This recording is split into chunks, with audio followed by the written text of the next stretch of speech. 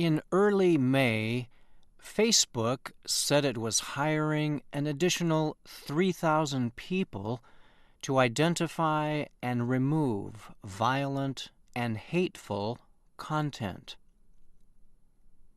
The announcement came after several people posted videos of murders and suicides that stayed on Facebook for hours.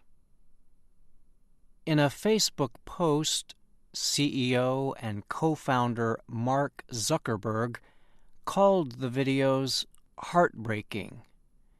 He said the new employees will work with about 4,500 existing ones to find and remove such content as quickly as possible.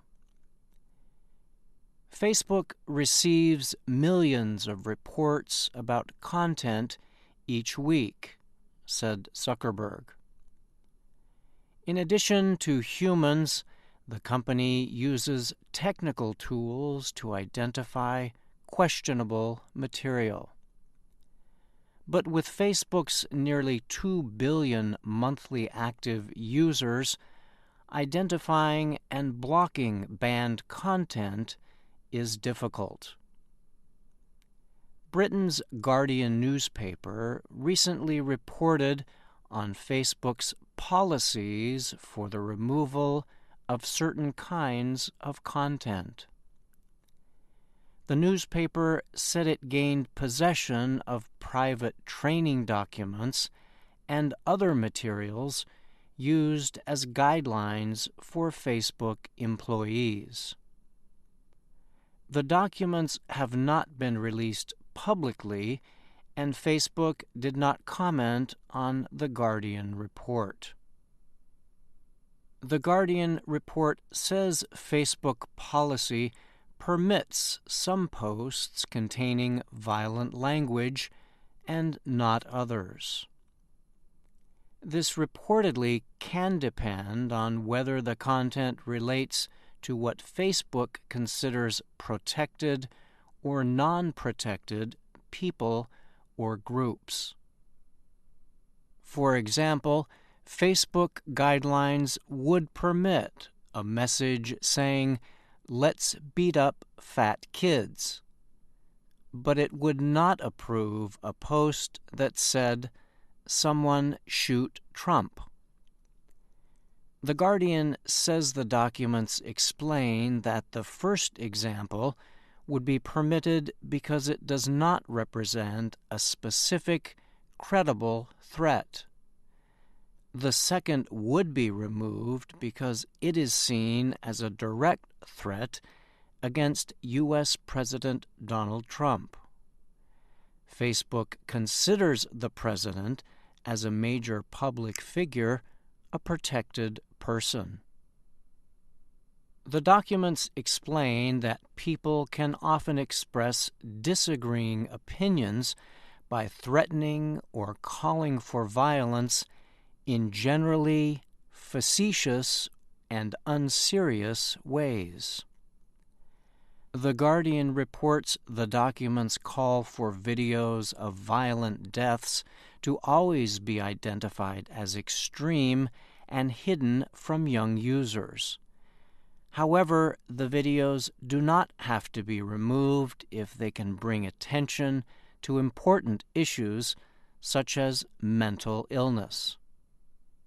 Images showing non-sexual physical abuse or bullying of children can also be permitted if there is no sadistic or celebratory element.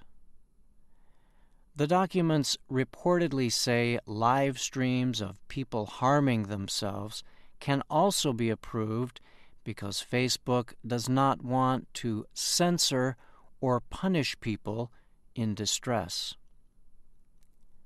The guidelines also reportedly permit photos of animal abuse to be posted if the most extreme images are marked as disturbing.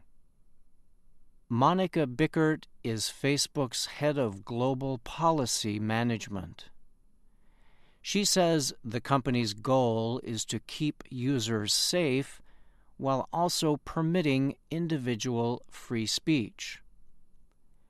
This requires a lot of thought into detailed and often difficult questions, and getting it right is something we take very seriously, she said. Emma Lonzo is director of the Free Expression Project at the not-for-profit Center for Democracy and Technology. She says the Facebook documents show how difficult it can be for social media companies to balance free expression with content controls. I think it can help more people understand what a challenging task we all face in figuring out what are the sorts of speech and the kinds of content that we all find acceptable on our social media services. She said one way for social media companies to balance these issues is to provide better filtering tools for users to block content themselves. You've got to look more to the ability for people to create their own filters or blacklists or categories of things that they just don't want to see. That's the sort of response that really puts the power in the hand of the individual user.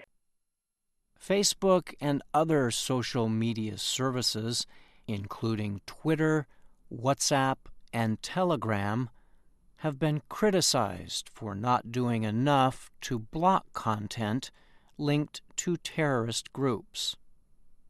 The recent suicide bombing in Manchester, England, led some officials to repeat calls for social media companies to do more to stop terrorist activity. The British government has proposed legislation requiring social media companies to permit them access to encrypted messages sent through social media services.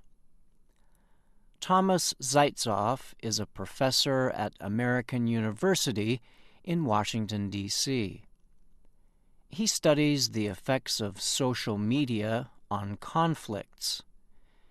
He says one problem with trying to limit terrorist activities on Facebook and Twitter is that groups usually find ways around the restrictions.